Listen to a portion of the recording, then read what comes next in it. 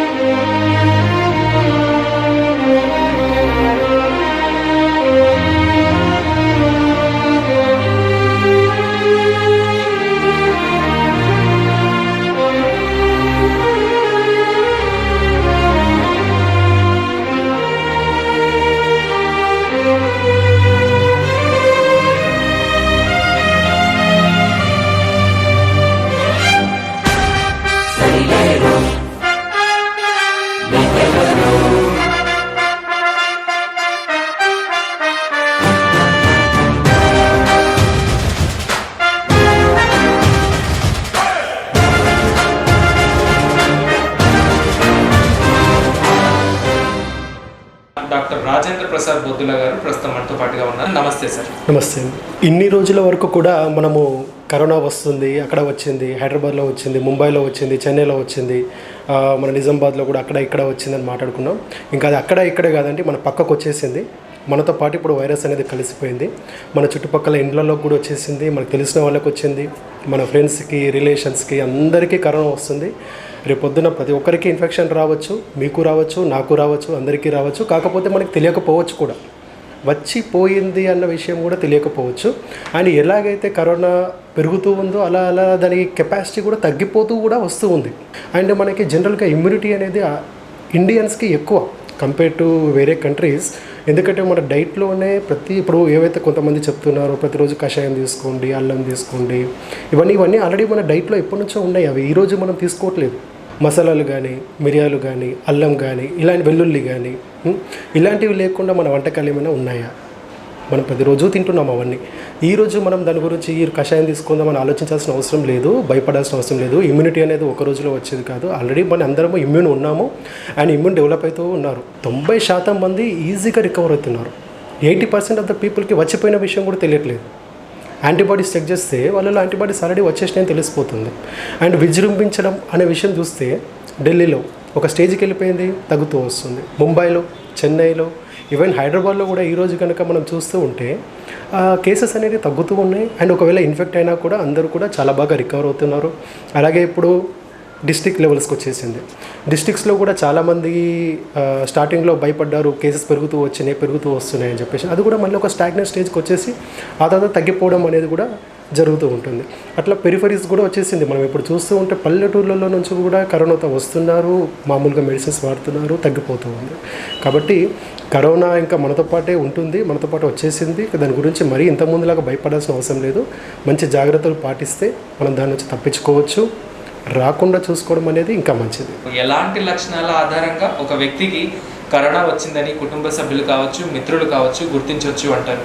జనరల్గా ఇది any flu లాగానే సిమ్టమ్స్ ఉంటాయి. జలుబు, దగ్గు, జ్వరము, ఒళ్ళు నొప్పులు, కొంతమందికి లూజ్ మోషన్స్, హెడేక్ రావడము, సివియర్ హెడేక్ రావడము, body pains, muscle pains, joint pains, ఇలాంటి లక్షణాలన్నీ జనరల్గా కరోనా వైరస్తో రావచ్చు. మారిపోవచ్చు కూడా. అందరిలో అన్నీ ఉండాల్సిన అవసరం లేదు. కొంతమందిలో జస్ట్ లూజ్ మోషన్సే వస్తున్నాయి, కొంతమందికి ఫీవర్ ఒక 1-2 days ఉంటుంది, తగ్గిపోతుంది. అలా లక్షణాలు ఒక్కొక్కరిలో ఒక్కొక్కరిలా ఉంటాయి. ఇప్పుడు మనం ఒక ఫ్యామిలీ తీసుకుంటే దాని ఒక 5 members ఉంటే 5 members డిఫరెంట్ లక్షణాలు కనిపిస్తున్నాయి. అంటే వాళ్ళందరూ ఇన్ఫెక్ట్ అయ్యారంటే సేమ్ వైరస్తోనే ఇన్ఫెక్ట్ అయ్యారు. కానీ వాళ్ళలో లక్షణాలు చూసుకుంటే కొంతమందిలో ఫీవర్ హెడేక్ ఉంటుంది, కొంతమందికి సివియర్ దగ్గు, ఆయాసం వస్తుంది, కొంతమందికి లూజ్ మోషన్స్ వస్తున్నాయి. అలా డిఫరెంట్గా కనిపించవచ్చు. కాబట్టి ప్రస్తుతం ఉన్న పరిస్థితుల్లో మనం ఏంటంటే ఏ లక్షణాలు కనిపించినా దాన్ని కరోనా వైరస్ అనుకొని అది రూల్ అవుట్ చేసుకోవడం అనేది చాలా ముఖ్యం. సార్, మరి జిల్లా వ్యాప్తంగా ఈ కరోనా అనేది విజృంభిస్తూ ఉన్న ఇలాంటి సమయంలో ఎక్కువగా విజృంభించడానికి గల కారణాలు ఏమిటై ఉండొచ్చని మీరు అభిప్రాయపడుతున్నారు? దీంట్లో చాలా వరకు మన వాళ్ళు చేసే పొరపాట్లు ఏంటంటే అండి, అది మనం ప్రతిసారి చెప్తూనే ఉన్నాము. కాకపోతే మన వాళ్ళు చేసే పొరపాట్ల వల్లనే వైరస్ వస్తుంది. వైరస్ ఖచ్చితంగా వెతుక్కుంటూ మన దగ్గరికి రాదు.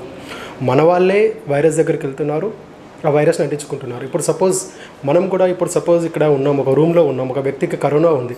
మనం ఒక 15 నిమిషాలు తనతో ఉంటే మాత్రమే కరోనా మనకు వచ్చే అవకాశం ఉంటుంది. అవకాశాలు ఉన్నాయి, ఖచ్చితంగా వస్తాయని కూడా చెప్పలేము.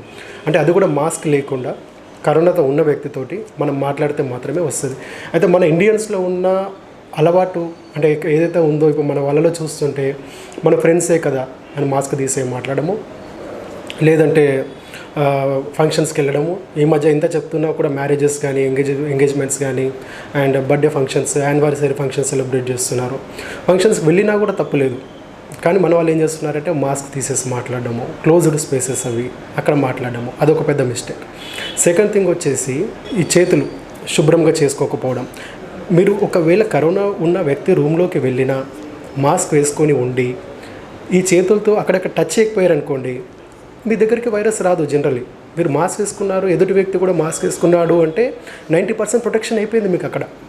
సెకండ్ థింగ్ ఏంటంటే ఈ చేతులతో అక్కడ ఇక్కడ టచ్ చేయడం. సరే టచ్ చేశారు, ఆ హ్యాండ్స్ని మీరు వాష్ చేసుకున్నారనుకోండి, వైరస్ వెళ్ళిపోతుంది, ఇట్ విల్ డై.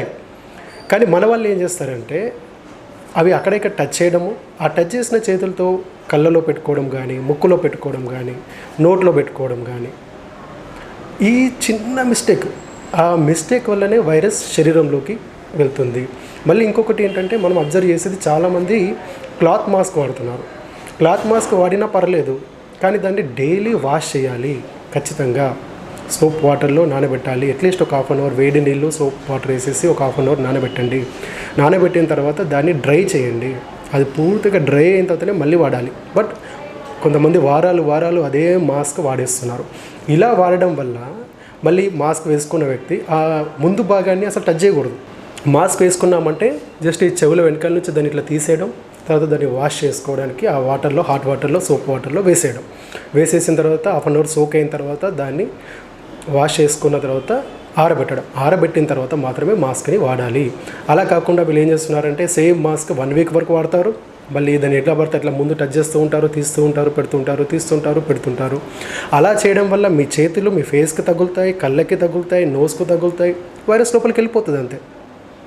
మరి మాస్క్ హైజీన్ లేకపోవడం వల్ల కూడా వైరస్ లోపలికి వెళ్తుంది. ఈ చిన్న మిస్టేక్స్ చేయడం వల్ల మాత్రమే వాళ్ళు ఇన్ఫెక్ట్ అవుతున్నారు.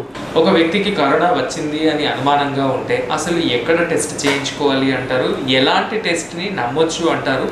ప్రస్తుతం ఎన్ని రకాల టెస్టులు అందుబాటులో ఉన్నాయి? దాంట్లో ఏ టెస్ట్ చేయించుకుంటే ఖచ్చితమైన రిజల్ట్స్ ఉంటుంది అంటారు? మనకి ప్రజెంట్ అయితే 100% అష్యూరెన్స్ ఇచ్చే టెస్ట్ ఎటువంటిది లేదండి. అండ్ ఉన్న వాటిలో బెస్ట్ టెస్ట్ ఏది అంటే RT-PCR. అది కూడా 70%, అంటే 100 మందికి మనము ఆ టెస్ట్ చేస్తే 70 మందిలో మాత్రమే, అంటే ఖచ్చితంగా కరోనా పేషెంట్స్కి చేస్తే 70 మందిలో మాత్రమే ఇది కరోనా ఉందని చూపిస్తుంది. అది కూడా 30 మందిని మిస్ చేసే అవకాశాలు ఉంటాయి. కానీ ఉన్న వాటిలో బెస్ట్ టెస్ట్ ఏది అంటే RT-PCR. సెకండ్ వచ్చేసి ఇప్పుడు యాంటీజెన్ టెస్టులు కానీ, CBNAT కానీ, TrueNAT కానీ ఇట్లాంటివి వచ్చాయి. దాని సెన్సిటివిటీ అనేది చాలా తక్కువ. అంటే అది ఒక 100 మందిలో చేస్తే ఒక 50-60 మందిలో మాత్రమే అది పాజిటివ్ చూపిస్తుంది. మిగిలిన 40 నుంచి 50 మందిని మిస్ చేసే అవకాశాలు ఉంటాయి. ఈ టెస్ట్లో పాజిటివ్ వస్తే మాత్రం ఖచ్చితంగా కరోనా కింద తీసుకోవచ్చు. కానీ నెగిటివ్ వచ్చినంత మాత్రాన నాకు కరోనా లేదు అని చెప్పేసి వీళ్ళందరూ బయట తిరుగుతున్నారు. అది తప్పండి. యాంటీజెన్ టెస్ట్ చేయించుకుంటే అది పాజిటివ్ వస్తే మీకు కరోనా ఉంది, అది నెగిటివ్ వస్తే ఖచ్చితంగా RT-PCR టెస్ట్ చేయించుకోవాలి. అండ్ ఒక RT-PCR నెగిటివ్ వచ్చినా కూడా అప్పుడు లక్షణాలు ఉన్న వ్యక్తికి RT-PCR టెస్ట్ నెగిటివ్ వచ్చింది, అప్పుడు బ్లడ్ టెస్టులు ఉంటాయి. ఆ బ్లడ్ టెస్ట్లో కొన్ని మార్కర్స్ ఉంటాయి. ఆ మార్కర్స్ ఎలివేట్ అయినాయంటే కూడా ఇది కరోనా కావచ్చు. అండ్ సిటీ స్కాన్ 70 to 90% విషయంలో మిస్ చేయదు. ఎందుకంటే మనం RT-PCR టెస్ట్ చేసేటప్పుడు దాంట్లో చాలా ఫ్యాక్టర్స్ ఉంటాయి అది నెగిటివ్ రావడానికి. ఆ తీసే వ్యక్తి కరెక్ట్గా తీసాడా లేదా, ఫస్ట్ పాయింట్. ఆ తర్వాత దాన్ని ట్రాన్స్పోర్టేషన్ కరెక్ట్ మీడియంలో ట్రాన్స్పోర్ట్ చేస్తున్నారా లేదా, అండ్ అది రైట్ టైంలో రీచ్ అయిందా లేదా, తర్వాత 4th టైం టెస్ట్ చేసినప్పుడు కరెక్ట్గా చేశారా లేదా, ఇలా చాలా ఫ్యాక్టర్స్ ఉంటాయి అది నెగిటివ్ రావడానికి. అదే మీరు సిటీ స్కాన్ చేస్తే అది ఏ వ్యక్తికైతే జబ్బు ఉందో, ఏ వ్యక్తికైతే లక్షణాలు ఉన్నాయో ఆ వ్యక్తినే మనం సిటీ స్కాన్ చేస్తున్నాం కాబట్టి ఆ వ్యక్తిదే సిటీ స్కాన్ అది. ఆ సిటీ స్కాన్లో మనకి ఈ కోవిడ్ న్యూమోనియా ఏదైతే ఉందో దీనికి ఒక స్పెసిఫిక్ ఫీచర్స్ ఉన్నాయండి. అన్లైక్ అదర్ వైరల్ న్యూమోనియాస్, ఇంతకుముందు కొన్ని అటిపికల్ న్యూమోనియా, వైరల్ న్యూమోనియా అనేవాళ్ళం. అవి ఒక బ్లాంకెట్ ఫీచర్స్ ఉండేవి, దాని కింద చాలా ఇన్ఫెక్షన్స్ డౌట్ఫుల్గా ఉండేవి. కానీ మనం కోవిడ్లో చూస్తే స్పెసిఫిక్ ఫీచర్స్ ఉన్నాయండి. అది any radiologist, any pulmonologist can easily pick up. ఇది కావచ్చు కాకపోవచ్చు అనేలాగా లేదు. ఇంతకుముందు స్వైన్ ఫ్లూ వస్తే ఇది ఖచ్చితంగా స్వైన్ ఫ్లూ అని చెప్పడానికి సిటీ ఫీచర్స్ స్పెసిఫిక్గా లేవండి. కానీ కరోనా వైరస్లో మాత్రం ఆ ఫీచర్స్ ఏవైతే ఉన్నాయో దానికి ఒక స్కోరింగ్ సిస్టమ్ కూడా వచ్చింది. ఆ ఫీచర్స్ని బట్టి ఆ స్కోరింగ్ సిస్టమ్ ప్రకారం కానీ సిటీ స్కాన్లో మనకు ఆ ఫీచర్స్ కనిపిస్తే అది ఖచ్చితంగా కోవిడ్ ఉన్నట్టుగా మనం తీసుకోవచ్చు. అండ్ లక్షణాలు, బ్లడ్ టెస్ట్లు అండ్ సిటీ స్కాన్, ఎందుకంటే సిటీ స్కాన్ పర్సన్ స్పెసిఫిక్, దాంట్లో మిస్టేక్ అయ్యే అవకాశం లేదు, చాలా తక్కువ. ఒక 5 నుంచి 10% మందిలో అది మిస్ అవుతుండొచ్చు. కరెక్ట్గా పికప్ ఎర్లీ స్టేజెస్లో చేసినప్పుడు కానీ, లేకపోతే సిమ్టమ్స్ డెవలప్ కాకముందు తీయడంలో కానీ అది నార్మల్గా వచ్చే అవకాశం ఉంది. కానీ అవేవీ లేకుండా ఒక 4-5 రోజులు సిమ్టమ్స్ వచ్చిన తర్వాత సిటీ స్కాన్ చేసిన వ్యక్తికి ఆ లక్షణాలు కానీ ఆ ఫీచర్స్ కానీ కనిపిస్తే అది ఖచ్చితంగా కోవిడ్ అని తీసుకోవచ్చు. మనం ప్రస్తుతం ఎలాంటి చికిత్సా పద్ధతులు అందుబాటులో ఉన్నాయంటారు? అసలు హోమ్ ఐసోలేషన్లో ఎవరు ఉండాలి? హాస్పిటల్కి ఏ స్టేజ్లో ఉన్నవారు వెళ్ళాలి అంటారు? ఒకవేళ కోవిడ్గా నిర్ధారణ అయినా, అంటే అది సిటీ స్కాన్లో కావచ్చు, RT-PCR, antigen test or blood investigations and ఇవన్నీ కలిపి ఈ వ్యక్తికి కోవిడ్ ఉంది అని మనం ఒకసారి కన్ఫర్మ్ చేసుకున్నట్లయితే ఆ వ్యక్తి లక్షణాలను బట్టి చాలామందికి, అంటే 80% మందికి లక్షణాలు చాలా మైల్డ్ స్టేజ్లోనే ఉంటాయి, అంటే సాధారణంగానే ఉంటాయి. అంటే జలుబు, దగ్గుతో రావడం, ఆయాసం కొద్దిగా ఉండడం, కొంచెం డిఫికల్ట్ బాడీ పెయిన్స్, మయాలజియాస్ ఉండడము, ఇలాగే ఉంటున్నాయి చాలామందికి. సో వీళ్ళందరిలో ఇంట్లోనే ట్రీట్మెంట్ చేసుకోవచ్చు.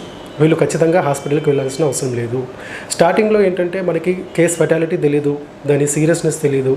కాబట్టి ప్రతి ఒక్కరిని ఐసోలేట్ చేయడము, హాస్పిటల్ పెట్టడము, క్వారంటైన్ చేయడము, ఫ్యామిలీ మెంబర్స్ని, ఇదంతా జరిగింది. కానీ ఇప్పుడు ఏంటంటే ఆల్మోస్ట్ ప్రతి ఒక్కరు ఇన్ఫెక్ట్ అవుతూనే ఉన్నారు. అండ్ దాని సిమ్టమ్స్ కూడా చాలా తక్కువగానే ఉంటున్నాయి. మనకు ఒక సిస్టమ్ అనేది అర్థమైపోయింది. అంటే ఈ వైరస్ ఏం చేయగలుగుతుంది, ఎవరిలో ఇబ్బంది చేయగలుగుతుంది, ఎవరిని శరీరాన్ని ఇది డ్యామేజ్ చేస్తుంది, ఎవరిలో సైటోకైన్ స్టామ్ వస్తుంది, ఇవన్నీ మనం ఐడెంటిఫై చేయొచ్చు. కాబట్టి చిన్న మామూలు లక్షణాలు ఉన్న వ్యక్తులకు ఇంట్లోనే ట్రీట్మెంట్ చేసుకోవచ్చు.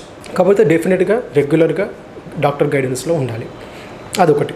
రెండొకటి ఏంటంటే ఎవరికి అడ్మిషన్ అవసరం అంటే ఎవరికైతే ఆక్సిజన్ శాతం 90 కంటే తక్కువ వస్తుందో, ఎవరికి ఫీవర్ ఒక 5-6 డేస్ అయినా కంటిన్యూస్గా ఫీవర్ వస్తూ తగ్గట్లేదు, టెంపరేచర్ ఎప్పుడు 103, 104 వస్తుంది, ఇలాంటి వాళ్ళకి మాత్రమే అడ్మిషన్ అవసరం. వైరస్ వచ్చేసింది అన్న భయం పెట్టుకోకుండా, టెన్షన్ పడకుండా ముందుగానే డాక్టర్ దగ్గరికి వెళ్ళి కలిసేసి అండ్ వాళ్ళతో ట్రీట్మెంట్ తీసుకోవడం. ఇదర్ ఫోన్ టెలిమెడిసిన్, ఇప్పుడు గవర్నమెంట్ మన టెలిమెడిసిన్ పర్మిషన్ ఇచ్చింది.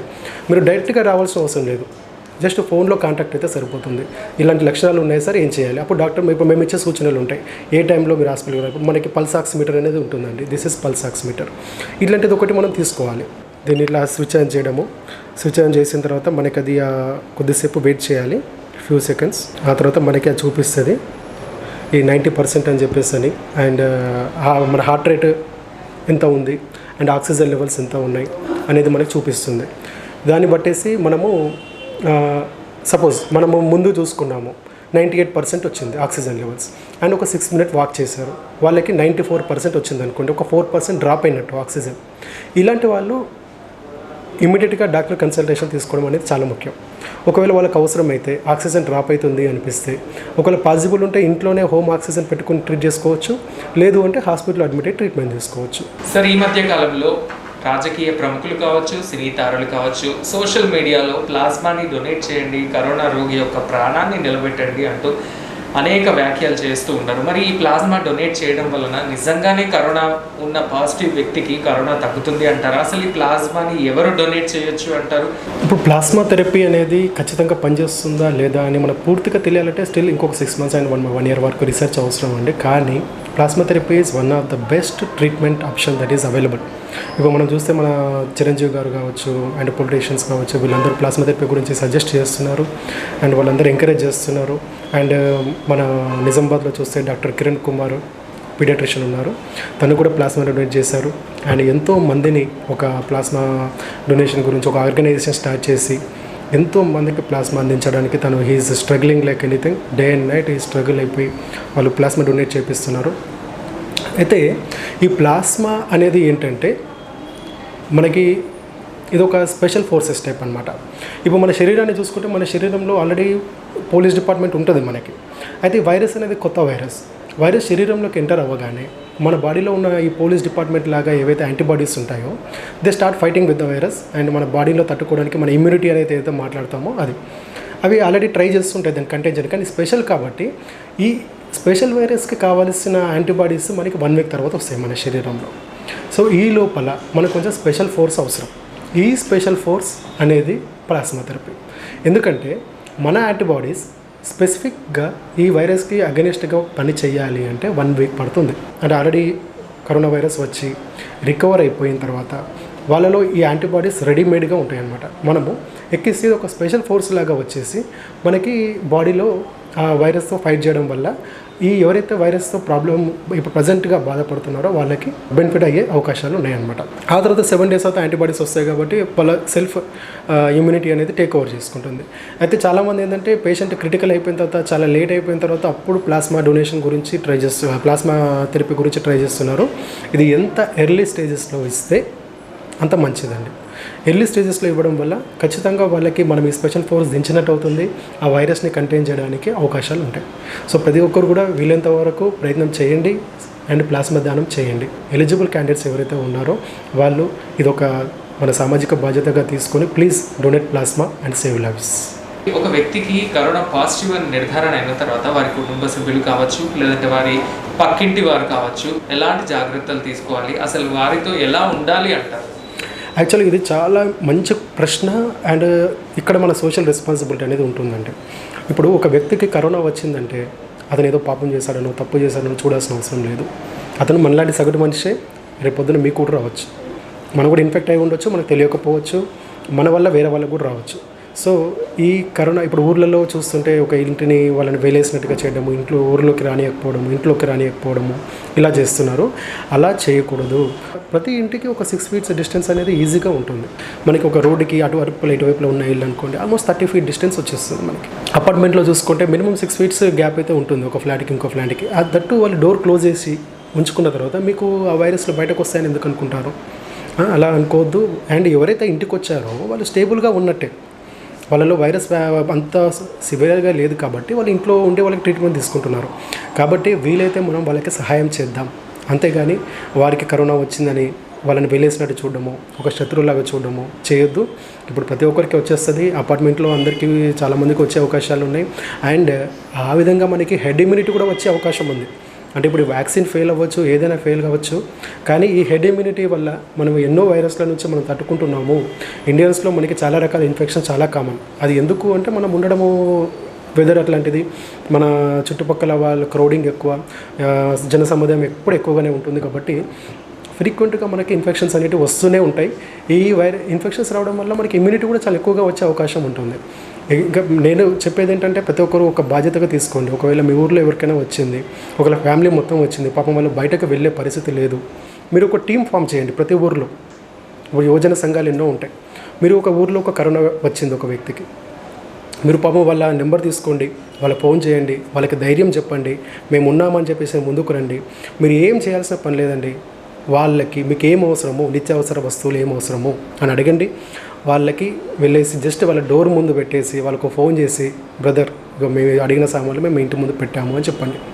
మనం ఎన్నో యాక్టివిటీస్ చేస్తారు యువజన సంఘం నుంచి. ఇప్పుడు ఈ యాక్టివిటీ చేయండి, జీవితాంతం వాళ్ళు మిమ్మల్ని గుర్తుపెట్టుకుంటారు. ఇంతకంటే మంచి కార్యక్రమం ఇంకొకటి ఉండదండి. మీరు ఎవరికైనా హెల్ప్ చేసినా గ్రామంలో కానీ పల్లెటూర్లలో కానీ వాళ్ళకు తెలియకపోయి భయపడుతూ ఉంటే వాళ్ళకి ఫోన్ చేసి ధైర్యం చెప్పండి, వాళ్ళకి ఏం అవసరమో అడగండి, అండ్ వాళ్ళకి అవి సప్లై చేస్తే దే విల్ బీ హ్యాపీ. వేడి నీళ్లు తాగినా, లేదంటే మోతాదుకు మించి ఆవిరి పట్టుకున్నా, లేదంటే రకరకాల కషాయాలు తాగడం వల్ల కొత్తగా ఏవైనా సమస్యలు వస్తాయంటారా?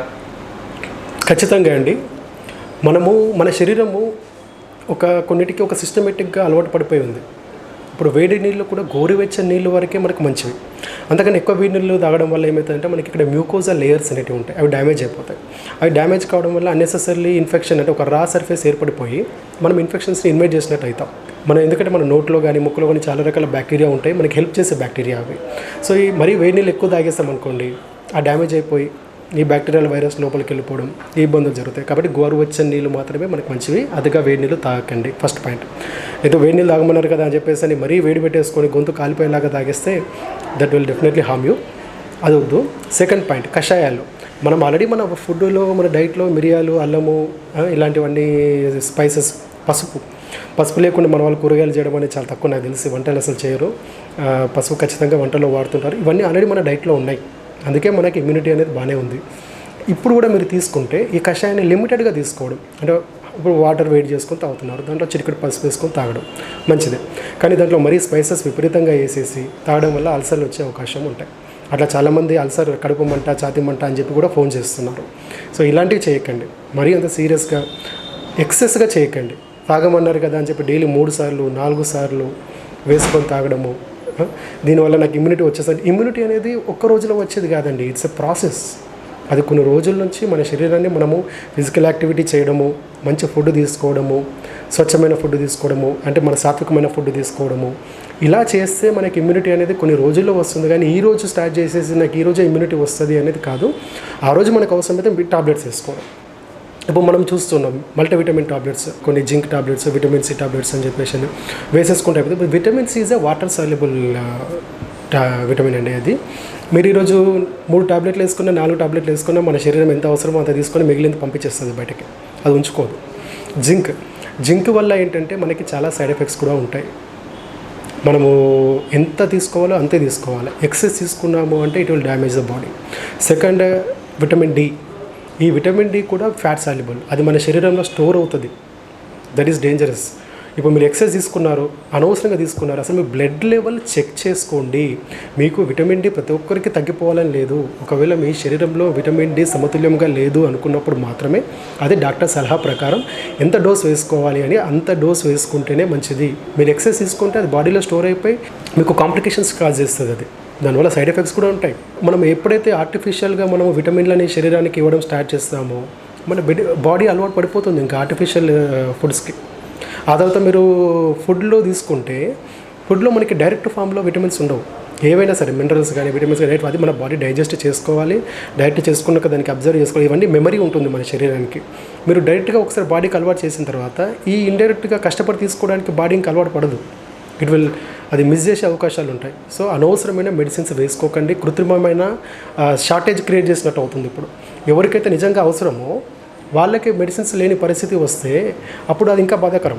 మీకు ఎవరికైతే అవసరమో అది డాక్టర్ గారు సూచిస్తే మాత్రమే వేసుకోండి, లేకపోతే వేసుకోవద్దు. అసలు ఎలాంటి ఆహార పదార్థాలు తీసుకోవడం వలన ఇమ్యూనిటీ పవర్ పెరుగుతుంది అంట? ఇప్పుడు కూడా ఏంటంటే అండి, ప్రతి ఒక్కరు వెజిటేబుల్స్, మీ ప్లేట్ ఎంత గ్రీన్గా ఉంటే మీకు అంత మంచిది. వీలైనంత వరకు నాన్ వెజ్ తగ్గించండి. ఫ్రూట్స్, కలర్ఫుల్ ఫ్రూట్స్ ఉండాలి ప్లేట్లో. ఇప్పుడు మీరు ఏ టైంలో తీసుకున్నా మంచిగా మీల్స్ డివైడ్ చేసుకోవడం, మార్నింగ్ టిఫిన్ చేయడం, 11 o'clock ఒక ఫ్రూట్ తినండి, 1 o'clockకి లంచ్. అది కూడా white rice is not good అండి. ఎప్పుడైనా సరే చక్కెర కానీ, వైట్ రైస్ కానీ, ఉప్పు కానీ, ఈ 3 వైట్ ఏవైతే ఉన్నాయో ఇవి మనకి పనికొచ్చేవి కావు. అవన్నీ ఎంత తగ్గిస్తే అంత మంచిది. ఈవినింగ్ టైంలో డ్రై ఫ్రూట్స్ తీసుకోండి. డ్రై ఫ్రూట్స్ కష్టం అనుకునే వాళ్ళు మనకి ఈజీగా అవైలబుల్ ఏంటంటే వేరుశనగ. చాలామంది దాంట్లో కొవ్వు శాతం ఎక్కువ ఉంటారు, కానీ దాంట్లో ఉండే ప్రోటీన్ శాతం చాలా మంచిది. ప్రోటీన్ ఫుడ్ ఎక్కువ తీసుకోండి. అండ్ నువ్వులు మనం చాలా నెగ్లెక్ట్ చేస్తాం, అంటే మన వాళ్ళు వాడుతూ ఉంటారు డైట్లో, కానీ చూడండి నువ్వులు చాలా మంచిది. దాంట్లో ఉండే కాల్షియము ఇంకా దేంట్లో ఉండదు. అండ్ మన ఆకుకూరలు, మునగాకు కావచ్చు, పాలకూర కావచ్చు, ఇంకా ఇవన్నీ వెజిటేబుల్స్ అన్నీ మంచివండి. Green and colourful fruits. రోజుకు ఒక రకమైన ఫ్రూట్ని తీసుకోండి. వీలైనంత వరకు నాన్ వెజ్ని తగ్గించండి. పాలు తీసుకోండి, మంచి ప్రోడక్ట్స్ తీసుకోండి. దానివల్ల ఇమ్యూనిటీ అనేది ఆటోమేటిక్గా వస్తుంది. చివరిగా నిజామాబాద్ జిల్లా ప్రజలందరికీ మీరు ఇచ్చే సందేశం? ప్రజలందరూ భయభ్రాంతులకు గురి కావద్దండి, ధైర్యంగా ఎదుర్కోండి. మీ ధైర్యమే మీకు శ్రీరామ రక్ష. ఎమ్మెల్యే గారు బాజిరెడ్డి గోవర్ధన్ గారు కావచ్చు, బీగాల గణేష్ గుప్తా గారు కావచ్చు, వాళ్ళు చాలా రెస్పెక్టబుల్ పీపుల్. వాళ్ళకు కూడా కరోనా వచ్చింది, వాళ్ళు ధైర్యంగా ఎదుర్కొన్నారు. అండ్ వాళ్ళు దాని గురించి ప్రజలకు కూడా సందేశం ఇవ్వడం జరిగింది, భయపడొద్దు, మేము ఎదుర్కొన్నాము అని చెప్పేసి. వాళ్ళని స్ఫూర్తిగా తీసుకోండి. ఎదుటి వ్యక్తికి కరోనా వస్తే వాళ్ళని ఒక శత్రువులాగా చూడకండి, వారికి వీలైనంత సహాయం చేయండి. ఒకరికొకరు ధైర్యం నింపుకోండి, ధైర్యంగా ఉండండి. Stay home, stay safe. Okay sir, మీ విలువైన సమయాన్ని కేటాయించి ఈరోజు చాలా చక్కటి ఇన్ఫర్మేషన్ అందించినందుకు మా ఛానల్ తరపున, మా ప్రేక్షకుల తరపున, నిజామాబాద్ జిల్లా ప్రజలందరి తరపున మీకు ప్రత్యేకంగా ధన్యవాదాలు. ఈ కరోనాతో ప్రతి ఒక్కరూ భయపడుతున్న ఈ సమయంలో ప్రజలకి భయపడకూడదని అండ్ అవగాహన కోసమని Nizamabad IMA president doctor Jeevan Rao sir గారు and secretary doctor Vishal sir గారు భారతీయ డిజిటల్తో కలిసి ఇటువంటి ఒక మంచి ప్రోగ్రామ్ స్టార్ట్ చేసినందుకు భారతీయ డిజిటల్కి మరియు IMA Nizamabad president and secretary గారికి ధన్యవాదాలు. ప్రతి ఒక్కరూ డాక్టర్ గారు చెప్పిన జాగ్రత్తలు పాటించి ఈ కరోనాపై విజయం సాధించాలని మేము మనస్ఫూర్తిగా కోరుకుంటున్నాం. ఈ భారతీయ డిజిటల్.